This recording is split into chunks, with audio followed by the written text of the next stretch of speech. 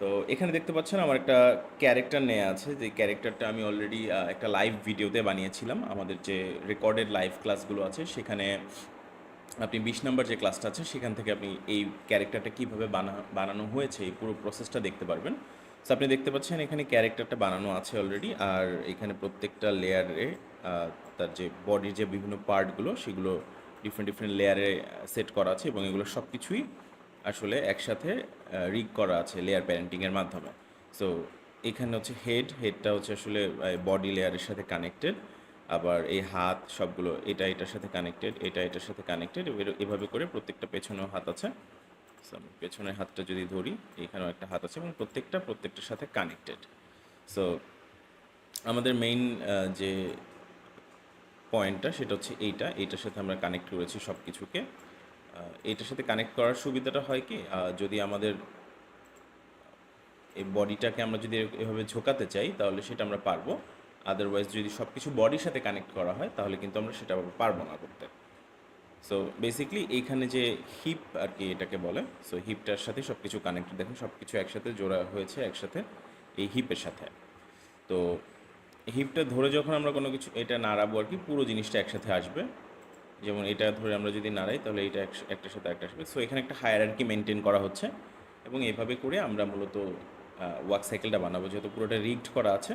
So এটা কীভাবে বানিয়েছি পুরো প্রসেসটা আসলে একটা লাইভ ভিডিওতে দেখানো হয়েছে, আপনি চাইলে সেই ভিডিওটা দেখে নিতে পারেন।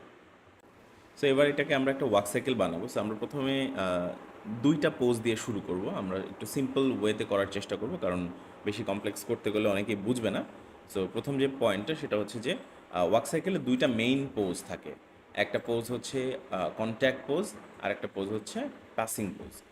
একটা কন্ট্যাক্ট পোজ সেটা হচ্ছে এক পায়ের কন্ট্যাক্ট পোজ, তারপর হচ্ছে ওই পায়ের পাসিং পোজ, তারপরের যে উল্টা পাশের যে পাটা আছে সেই পায়ের কন্ট্যাক্ট পোজ, তারপর হচ্ছে সেই পায়ের আবার পাসিং পোজ। সো কীভাবে করতে হয় সেটা আমি আগে দেখাই, তাহলে আরও ভালোভাবে বুঝে যাবেন।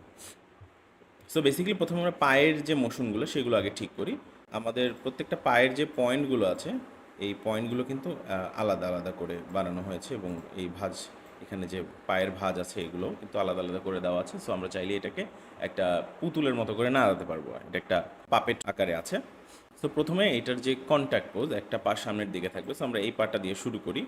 সো এই পাটা এভাবে সামনের দিকে থাকবে এবং একটা কন্ট্যাক্ট পজিশনে থাকবে, এরকম একটা কন্ট্যাক্ট পজিশনে থাকবে, এবং সেকেন্ড পাটা একটু পেছনের দিকে থাকবে এবং এরকম পজিশনে থাকবে। সো এটা হচ্ছে দুইটা পায়ের পজিশন। সো এই আমরা জানি যে হাত এবং পা সবসময় অফসেট চলে, মানে উল্টা দিকে। ডান পা যদি সামনের দিকে থাকে তাহলে ডান হাত পেছনের দিকে থাকবে, বাম পা যদি সামনের দিকে থাকে তাহলে বাম হাত পেছনের দিকে থাকবে। তার মানে হচ্ছে যে এই হাতটা থাকবে পেছনের দিকে। সো মোস্টলি আমরা এই হাতটা হয়তো দেখতে পাবো না, এবং এই পাটা যেহেতু সামনে পেছনের দিকে আছে, তো হাতটাকে আমরা সামনের দিকে নিয়ে আসবো এইভাবে। হাতটা মুট করা থাকলে অবশ্য আরও বেটার লাগতো, কিন্তু এভাবেই করি আপাতত। সো এই হচ্ছে হাতের পজিশন থাকবে। আর এই পেছনের হাতটা যেহেতু এটা অলরেডি পেছনের দিকে আছে, সো এটার বেশি একটা ফিচার দেখা যাচ্ছে না, সেটা আপাতত এরকমই রাখি। আর পজিশনগুলো কিভাবে আছে সেটা দেখার জন্য আমরা কিন্তু চাইলে এই আউটলাইনটা অন করে দিতে পারি। আউটলাইন অন করলে কিন্তু এটা ধরাটা সহজ হয়। সো এই দুইটার পজিশন আমরা আগে ঠিক করে নিই। ওকে, তো এটা মোটামুটি ঠিক আছে। এটাকে আমরা আর একটু উপর দিকে করে দিই। সো এইটা একটা পজিশন, এবং আমরা যে সেকেন্ড পজিশন সেটা হচ্ছে পাসিং পজিশন। সে পাসিং পজিশনে যাই। এবার একটা পাসিং পজিশন হবে, যেহেতু এই পাটা পেছনের দিকে ছিল, এবার ওর কাজ হচ্ছে সামনের দিকে আসা। সো এটা কাইন্ড অফ একটু কাছে আসবে, এইটা পেছনের দিকে এরকমভাবে থাকবে। আর এই পাটা মূলত হচ্ছে এইখানে থাকবে, এটা আর একটু সামনের দিকে থাকবে, এরকম একটা পাসিং পজিশনে আছে এটা। সো এটা মোটামুটি হলো, এবং এই হাতটা তখন আবার পেছন দিকে, যেহেতু এটা সামনের দিকে চলে গেছে, এটা আবার পেছনের দিকে আসবে। সো এটার পজিশনটা খানিকটা এরকম হবে। আর পেছনের যে হাতটা আছে আমরা একটু আউটলাইনটা অন করে দেখে নিই। পেছনের হাতটা আসলে এই সেম পাসিং পজিশনেই থাকবে। সো এটাকে আমরা এটার কাছাকাছি একটা কিছু করে দিই,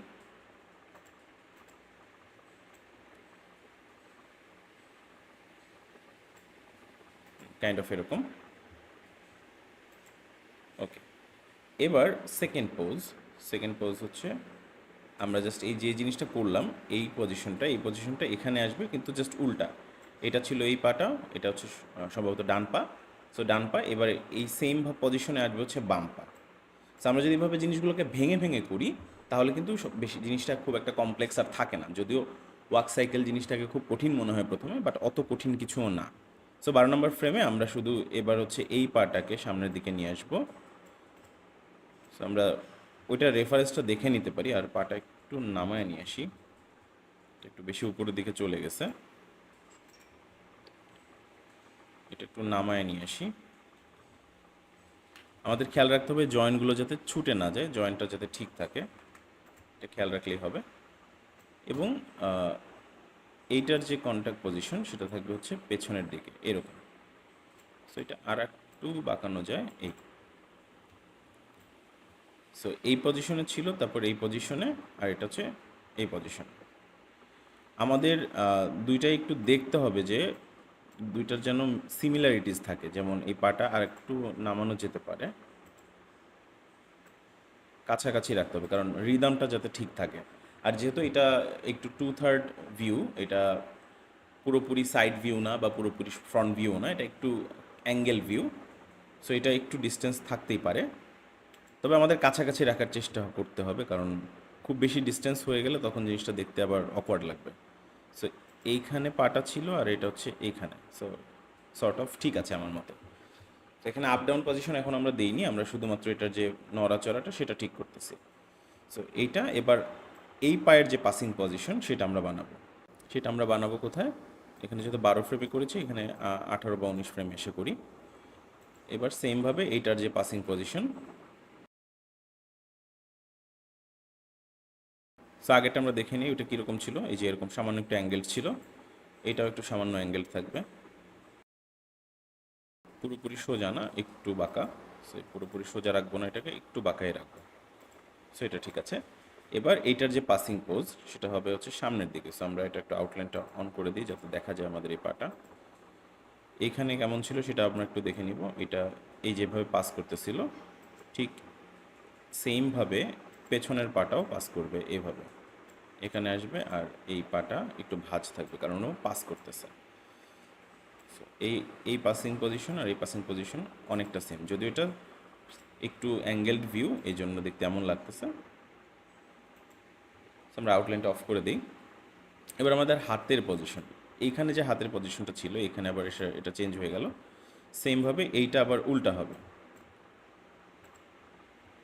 এই হাতের পজিশনটা চলে যাবে হচ্ছে এইখানে, আর এই হাতের পজিশনটা চলে যাবে সামনের দিকে। সো আমরা আবার একটু আউটলাইনটা অফ করে দিই, এরকম।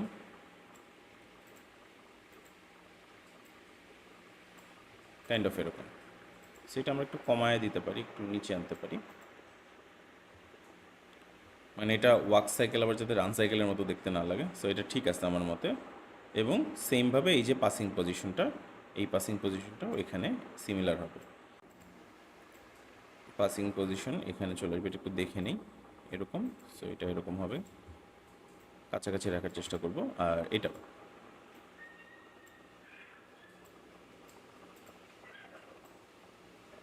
এরকম। সো দুইটার মধ্যে অনেক সিমিলারিটিস আছে, কিন্তু একটু এদিক সেদিক থাকতেই পারে, ন্যাচারাল মুভমেন্টের মানে ভাইবটা রাখতে হবে আসলে। সো এই পর্যন্ত হয়ে গেল আমাদের সবগুলো পাসিং পজিশন এবং আপ ডাউন পজিশন পেলাম। সো অলরেডি দেখেন, আমরা এটাকে একটু প্লে করে দেখি, এটাকে অলরেডি হাঁটার মতোই কিন্তু লাগতেছে। সো এবার আমরা একটা কাজ করতে পারি, যেহেতু এটা 24 ফ্রেমে, আমাদের লাস্ট ফ্রেম এবং ফার্স্ট ফ্রেম সেম থাকতে হবে। তো এই জন্য আমরা ফার্স্ট ফ্রেম এবং লাস্ট ফ্রেম সেম করে দিচ্ছি, মানে ওই পাশ থেকে টেনে এনে এখানে কপি করে দিচ্ছি। তো যেহেতু এখানে একটা টুইন চলবে, যাতে করে জিনিসটা আবার লুপে ঘুরে চলে আসে, সেই জন্য আমরা ফার্স্ট ফ্রেম এবং লাস্ট ফ্রেমটা সবসময় সেম রাখবো বা কাছাকাছি রাখবো। সেটা অলরেডি কিন্তু হাঁটার যে পজিশন সেটা লাগতেছে। সো হাতের মুভমেন্টটা একটু বেশি হওয়াতে আমার কাছে মনে হচ্ছে যে হাঁটার চাইতে এটা দৌড়ের মতো বেশি লাগতেছে। সো আমরা এটাকে একটু কমায় দিতে পারি, একটু ন্যাচারাল রাখতে পারি। এই পাশেরটাও সেম, আমরা হাঁটার সময় আসলে এত উপরে রাখি না হাত, আসলে দৌড়ের সময় হয়। সো এটা একটু নিচের দিকে নামায় দিই, তাহলে একটু ন্যাচারাল ওয়াক হাঁটার মতোই লাগবে আর কি। সেমভাবে এখানের যে পজিশনটা আছে এটাও চেঞ্জ করে দিব একটু। সো এটা মোটামুটি কাছাকাছি আছে, এবং এই যে হাতটা আর এই হাতটা মোটামুটি সেম রাখার চেষ্টা করব। সো ঠিক আছে, এবার এবার আমরা একটু দেখি। আচ্ছা, এটা যেহেতু আমরা চেঞ্জ করেছি, এটা আবার একটু কপি করে লাস্ট ফ্রেমের সাথে সিমিলার করে দিব, যেহেতু আমরা এখান থেকে একটু চেঞ্জ করে দিয়েছিলাম।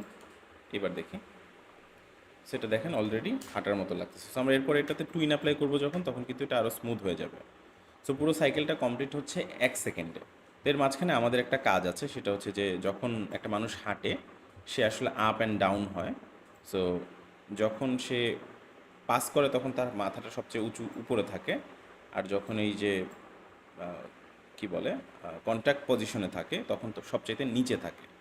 সো আমরা নিচের যেটা আছে সেটা এরকমই রাখি, কিন্তু শুধু উপরের অংশটা বাড়ায় দিব। সেটা হচ্ছে যে আমরা হিপের যে অংশটা আছে ওটা ধরবো, এই হিপের অংশটাকে ধরবো, ধরে কয়েক ফ্রেম উপরে করে দেব।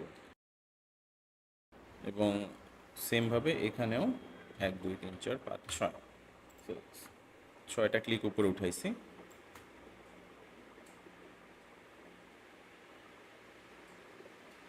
আচ্ছা, এখানে একটা ব্যাপার হয়েছে, সেটা হচ্ছে যে যেহেতু এখানে ফ্রেমটা চেঞ্জ করি নাই, এখানে আমাদের 6 ফ্রেম নিচে নামাই দিতে হবে, অথবা এখান থেকে ডিরেক্ট এটা কপি করে আনতেও পারি। যেহেতু আমরা এখান থেকে উপরে উঠে দিছি,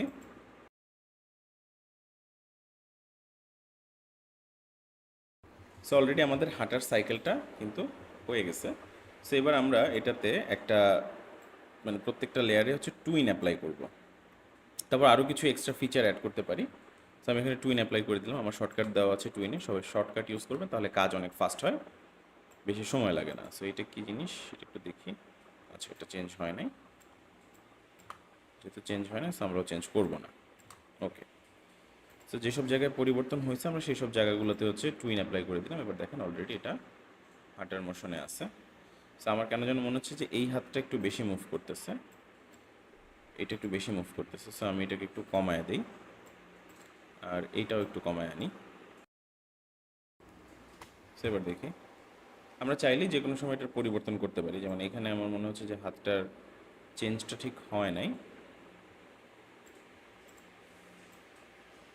এই হইতে হবে। আর এই যে পাসিং পজিশন, এটা একটু মাঝখানে থাকতে হবে। মানে এটা একবারে করলে হয় না, অনেক সময় করে করে দেখতে হয়, তারপর বোঝা যায় যে প্রবলেমটা কি হয়েছে।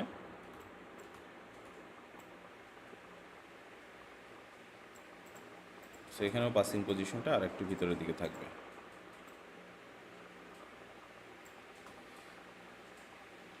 সো দেখেন আমাদের ওয়ার্ক সাইকেল কিন্তু হয়ে গেল।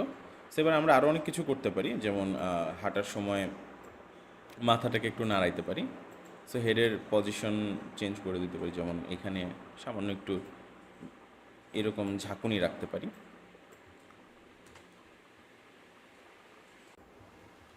সো দেখেন কত ইজিভাবে আমাদের ওয়ার্ক সাইকেলটা কিন্তু হয়ে গেল।